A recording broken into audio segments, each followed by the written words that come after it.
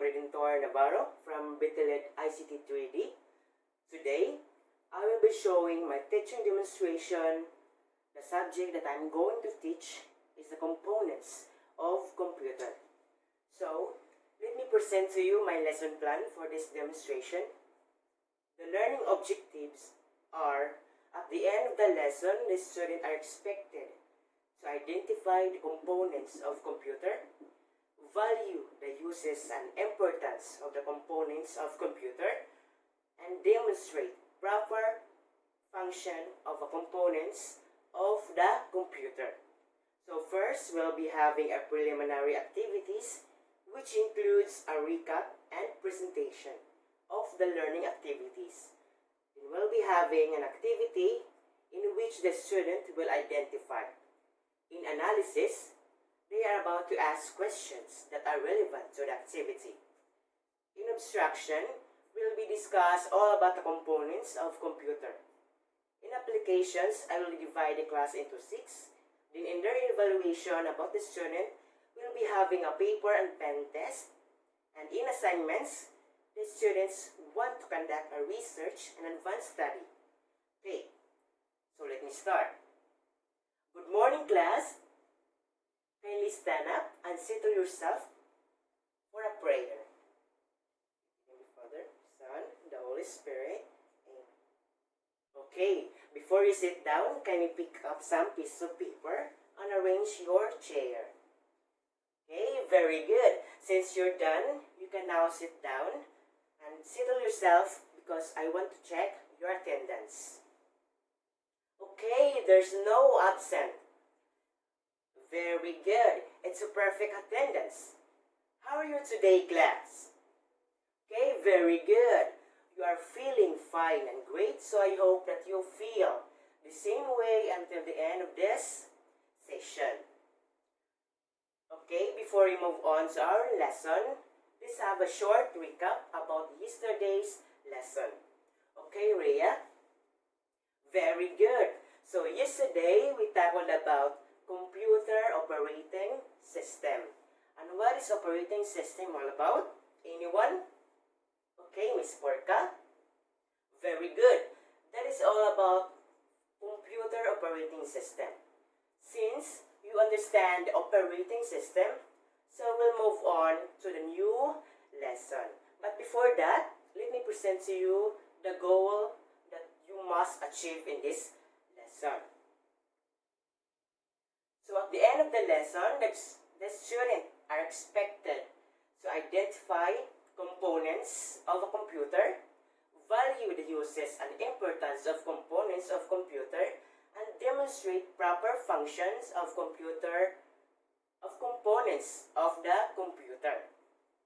Okay, that is your goals for this lesson. Before going to the lesson proper, let's have a short activity. I will group you into two. One group for the boys and one group for the girls. Okay, I want you to identify, name it, and give a short description as you have seen in the picture that I have shown. I will give you 3 minutes to answer on this activity and kindly choose your leader to read your answers in front right after. So, this activity will help you to know what are the components of computer. Okay, your time starts now. Time's up. Okay, requesting the selected leader to come in front and present your answer. Okay, very good. All groups has answered correctly. Okay, so now let's have a lesson proper. So by the way, our lesson for today is all about components of computer. So, there are 8 standard hardware components of computer. Namely, number 1, the motherboard. Number 2, power supply. Number 3, CPU. Number 4, RAM. Number 5, hard disk. Number 6, video card. Number 7, optical drives. And number 8, inputs and output device. So first, we will tackle about the motherboard. Please read. Okay, motherboard is also known as the main board. The motherboard serves as a single platform to connect all the parts of computer together. It connects the CPU, memory, hard drives, optical drives, video cards, sound card, and other ports and expansion cards directly or via cables. It can be considered as the backbone of a computer. So next, the power supply. Please read, Miss Pavo. Okay, very good. The primary function of power supply is to convert electric current from a source to the correct voltage, current, and frequency to power the load.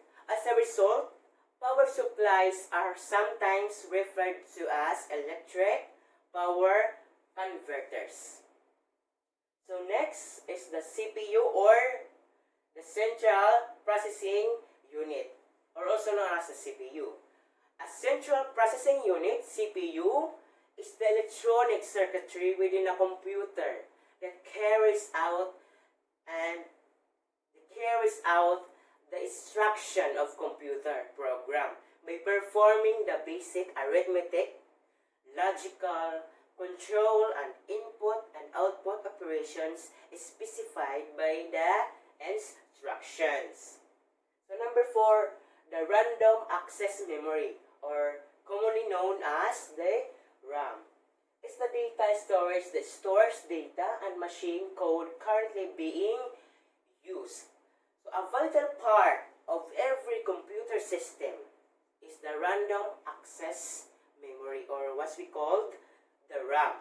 Provide short-term storage, space for the data and program code.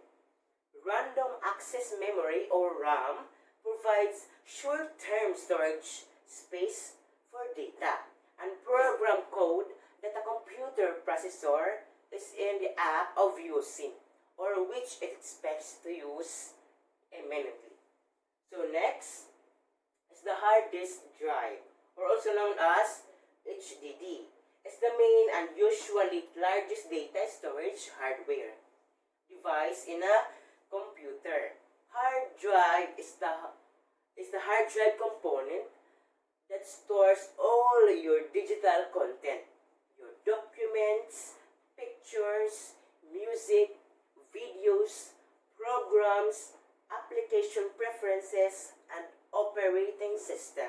Represents digital content stored on hard drives. Hard drives can be external or internal. So next is the video card.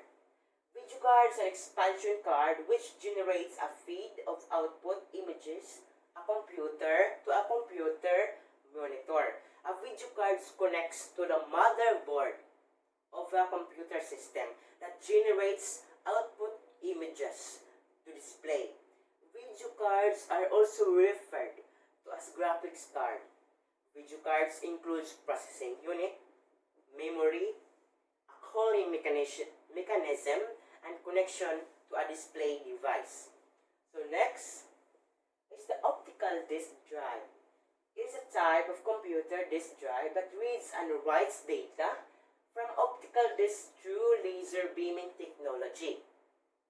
An optical drive in a computer system, it allows you to use CDs, DVDs, Blu-ray, or in other brand of CDs to listen music or watch movie.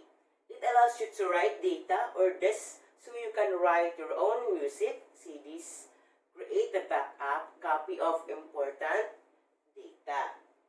So number 8, input and output devices.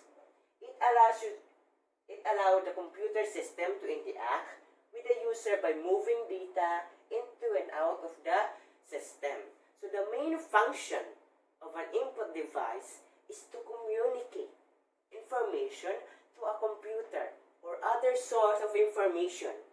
Processing equipment input devices are types of peripheral devices that communicate with processing units.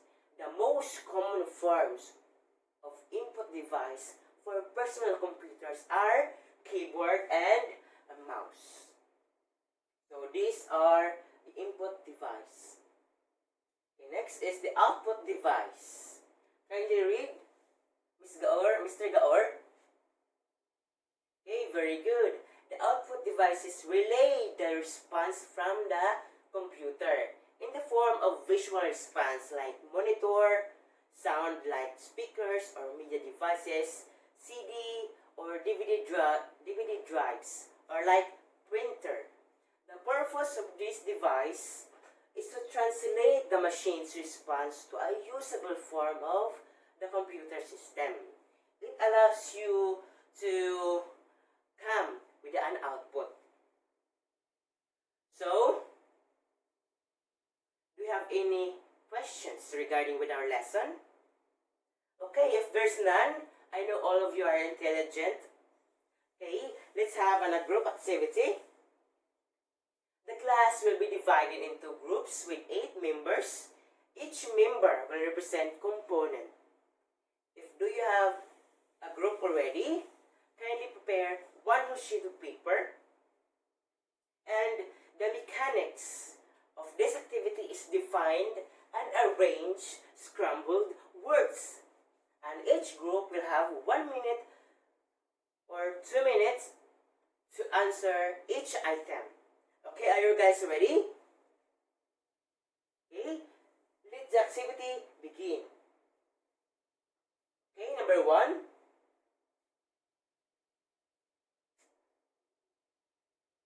Okay, the answer is holds and allows communication between electronics components of a system.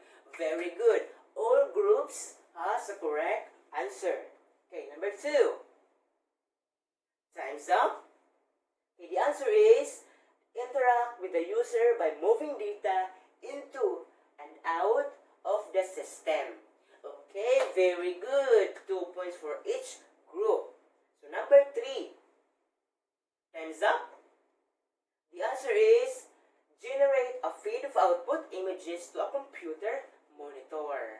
Okay, very good. Next. Time's up.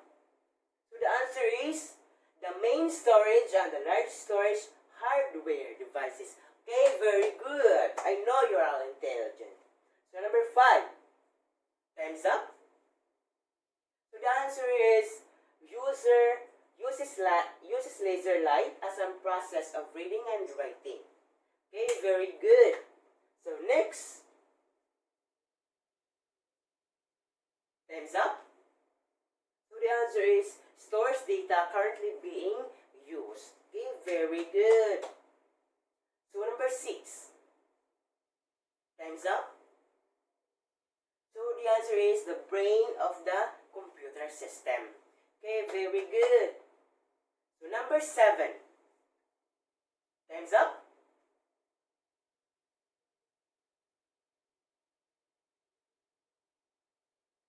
Very good. All groups got perfect scores. Okay, settle down. I know all members cooperated well. So I know all of you knows already or identified already what are the types of components of computer. So now, let's have a quiz. Please prepare 1/4 sheet of paper. Okay, are you done? Are you guys ready for the quiz? Okay. Each item will have 1 minute to answer. Okay? In the quiz, identify the following image of computer components. So number 1. Time's up. Okay, number 2. Time's up. So number 3. Time's up. So number 4. Time's up. And number 5. Time's up. Okay? Please exchange your papers to your seatmates. So, we are about to answer all your answered. So, we're about to correct your answer. Okay. The number 1, the answer is optical drive. So number 2, input and output. Number 3, video card. Number 4, the power supply. And number 5 is the motherboard. Who got the perfect score? Okay, very good. All got a perfect score. You did all your part. So, and for your assignment, research and advanced study the parts of motherboard and its function. Okay? Any clarification of your interactions and or suggestions? If there's none, please stand up for the closing prayer. In the name of the Father, and of the Son, and of the Holy Spirit. Amen. So that would be all for this session.